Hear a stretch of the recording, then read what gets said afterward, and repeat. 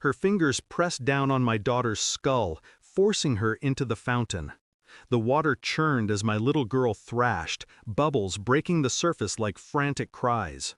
My mother-in-law's face was tight, her teeth bared as she hissed, "We don't need a child like this." I moved before thought. My arms pulled my daughter free, her small body clinging to me, coughing water, shaking like a dying bird. I looked at my mother-in-law. She didn't flinch. She straightened her clothes as if what she had done was no crime at all. My daughter buried her face into my chest, whispering through shallow breath, words so fragile I almost missed them. "Daddy," she said, "Mommy doesn't want me." Everything inside me stilled. Not rage, not grief, just stillness. I carried my daughter home. My wife met us at the door, concern painted across her face, though I saw how quickly her eyes darted to her mother before resting on me. I said nothing. I only placed my daughter on the couch and wrapped her in a blanket. Later, when she slept, I asked quietly, "Why would your mother say you don't want her?" My wife's expression faltered for just a moment. Then she smiled too quickly, the way liars do. "You're imagining things." But my daughter's whisper replayed in my mind like a needle caught in the same groove of a record. "Mommy doesn't want me." A truth buried beneath those words gnawed at me. Something darker than cruelty. Something secret. That night, when the house grew silent, I pulled the letter my daughter had scribbled for school from her backpack. A drawing. 3 people holding hands. Me, her, but no mother. A blank space where one should have been. Children don't lie the way adults do. They bleed truth in shapes and colors. And I began to wonder, whose child was she really? I didn't accuse, I didn't confront, I watched. I studied the way my wife avoided my daughter's hugs, how she spoke with clipped tones, how she lingered too long on her phone when messages lit her screen. I began collecting threads. Hair from my daughter's brush, a toothbrush from the bathroom, my own DNA swab, quiet packages sent off to a lab under another name. Meanwhile, I traced my wife's phone records. Calls at odd hours, a number saved under a false name, bank transfers that didn't match our life. The pieces whispered to each other in the silence of my nights. I kept my mask perfect.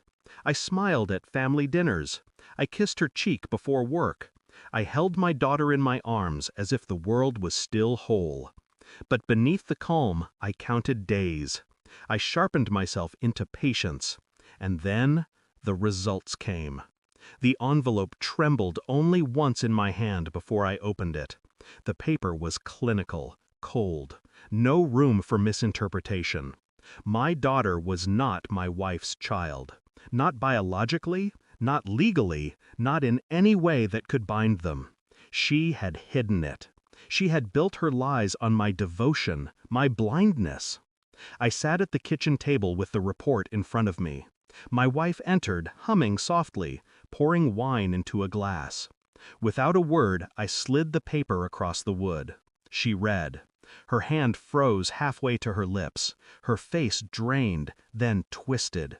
"This doesn't change anything," she whispered. "It changes everything," I said. I spoke it without anger, without volume, just fact. She tried to reach for my hand. I didn't move. I leaned closer, my voice steady, almost gentle. "You never wanted her. That's why your mother tried to drown her. Because you told her she wasn't yours, that she was mine alone." Her mouth opened, but no words came. "I let you believe I was blind. I let you think your secret would rot quietly in the dark. But now," I stood, walking to my daughter's room. I returned with her, half asleep, small hand clutching mine. "She is mine, not yours.